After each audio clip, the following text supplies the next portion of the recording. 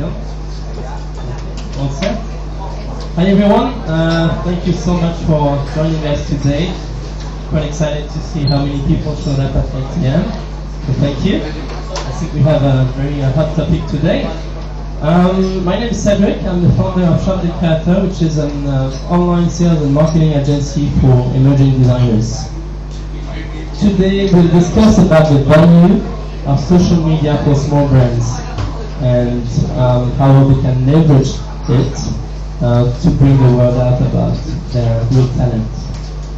We'll start by maybe introducing ourselves. Jasmine, you want to start? Hi, my name is Jasmine Webster. I'm a fashion stylist and a fashion blogger here in Hong Kong.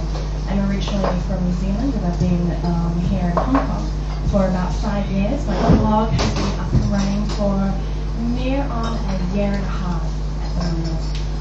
So yes, that's what I do. Hi everyone, I'm Jennifer Chang from L.com.hk. I've been with the company for over 10 years and so pretty much in print and website right now. Especially the digital expansion of our brands in Hong Kong. Hello, I'm Oscar Brenhaus. I run a boutique brand consultancy based in Hong Kong. We started this business about 1.5 years ago. We consult to small and SMEs and larger companies about online or offline branding. Hi everyone, my name is Mara Thompson and I'm one of the co-founders of Sassy Hong Kong, and we also have a sister brand, Sassy Mama. Sassy Hong Kong is a lifestyle website for girls here in Hong Kong, so we focus on fashion, beauty, eating and drinking, and basically what's going on in Hong Kong. In addition to our website, we also hold monthly events, so it's a nice balance of an online community and an offline community. And we've been running for about 3 years. Hi, my name is Anthony Hill. I am co-founder and creative director of Hill, a menswear brand based in Hong Kong, specialising in blazers, shorts and chinos. We started in November 2007 and we're a brand that doesn't focus on fast fashion trends, we focus on fabric, fit and quality. Thank you everyone for accepting to join our panel today. For those of you who are already familiar with Twitter, we have a hashtag today, Social Media Week Hong Kong Design. So feel free to put all your questions there, and we'll scroll through them at the end of our discussion, like 15 minutes, I guess, or a little more if we have time. At the start, Anthony, you said you were just starting your new brand. Could you tell us a bit more about the main challenges that you faced until today? Basically, like most fashion startups, there's a lot of challenges that we face. My 3 challenges that I came across were money, time, and sales. With the money, we basically a self-funded company, so we had a limited budget, and we wanted to offer the best quality clothes we could. So most of our investment went on the production and the fabrics. The next was the time. As most people know, designing clothes takes time, and producing clothes takes time. You need to meet with fabric suppliers, manufacturers, etc. So most of my time was spent designing and producing. The next, sales, most important. Really, if you don't have sales, you don't have a business. Now I'm completely online at the moment. I produce great quality clothes. I've got a great brand. But when people come and try on my clothes, they love them. They virtually sell themselves. But like I said, I'm online. How do I convey that online? How do I change a product that's online into a purchase in the home? And I guess, can social media help me? That's the question. Can it benefit me? Is it worth spending my time on to get more sales? So if I got it right, your main challenge today is well, you have a good collection, you can be proud of your brand, and how you bring the word out, and how you let people know about your quality clothes, right? Absolutely. In Hong Kong it's tough. There's a lot of big brands out there, so small brands. I haven't got the money. I haven't got the money to go to a PR agency, hire a salesperson. So I need to get the word out there myself. So I can do that through events, but then I'm only tough directly in Hong Kong. So I want to get the word out internationally. Interesting points. And maybe Jennifer, can you tell us a bit more about Hong Kong and the media space in Hong Kong? Is there any difference with other countries in terms of how small brands can find their own audience?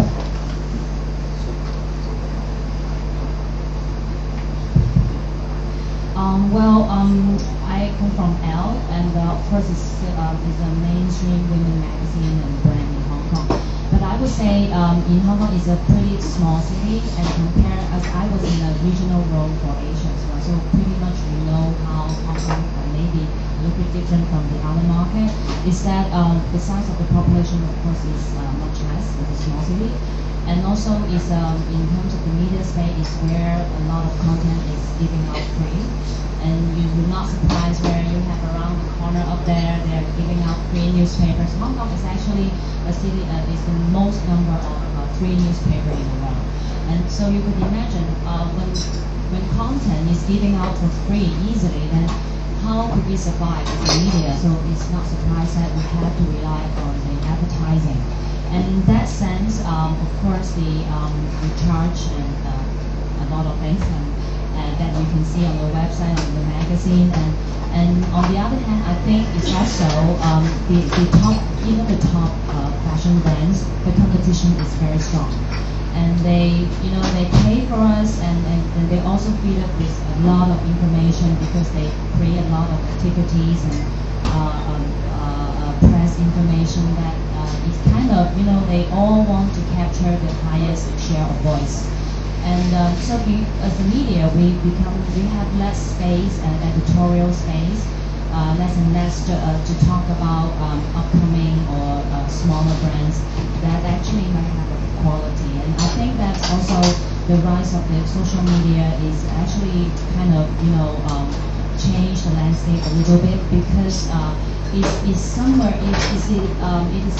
a platform where it's still really hard to find a monetization model, but it's also give a chance where it's difficult to put a price tag on right now. So in the blog or in Facebook, we do have L blog, L Facebook, but then we don't really charge for anything for that. It's just purely for brand and for connections with our audience. And in some way, it gives some space where we can work with upcoming fashion designers or smaller brands, but they have a quality. So I think it's a platform where it's worth utilize, getting connected with the mainstream media, where we are more flexible to give space and to work with them.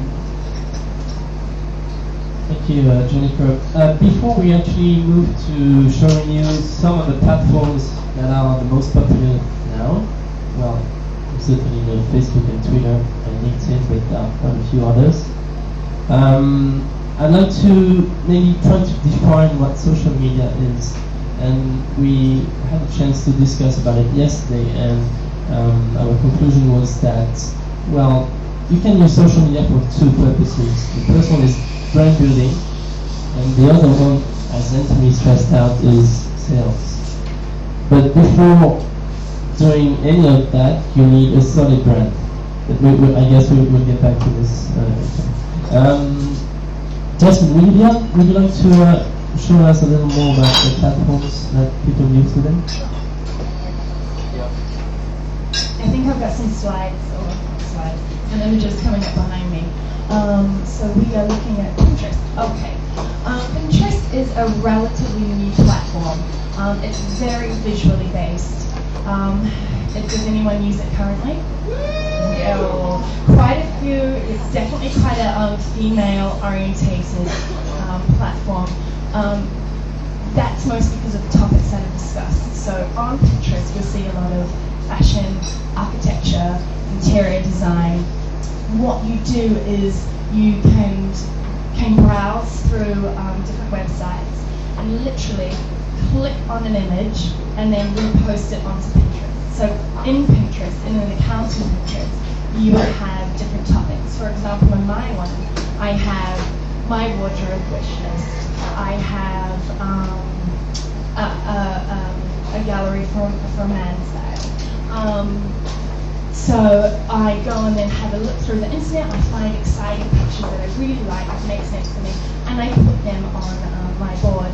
Now, just maybe you can show live how it works, because it's actually so easy. Sure. Just to put a little more flexibility. So this is a really neat way of kind of showing your personal taste and what you're looking for and what your likes are. So people can go on and have a look at your particular board and see what you're into. So it's a really neat way. I just picked one item from the shop. I know Valentine's Day is behind us, but if you're late. So you just basically bookmark Pinterest in your browser, and then it will create this little button here, pin it, and on any page you like on the internet, you just click, and all the images on that page shows up. You choose the one you like, pin this. Of course, you have to be logged in Pinterest before that. And you can create different categories. So let's say products I love.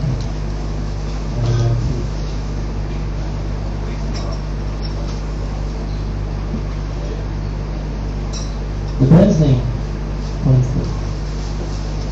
And it's done. It will show up in your feed, and it will show up on the home page as well.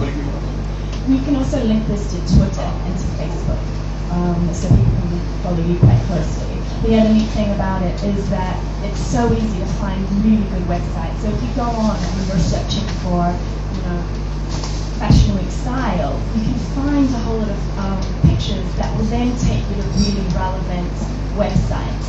So instead of going into Google search and kind of milling your way through that, this is a really quick way to find exactly what you're after.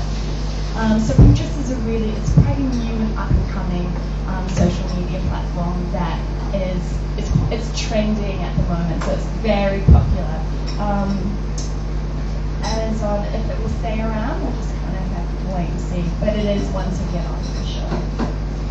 So it's not only about pinning everything you can find, but pinning interesting content and something that people can like.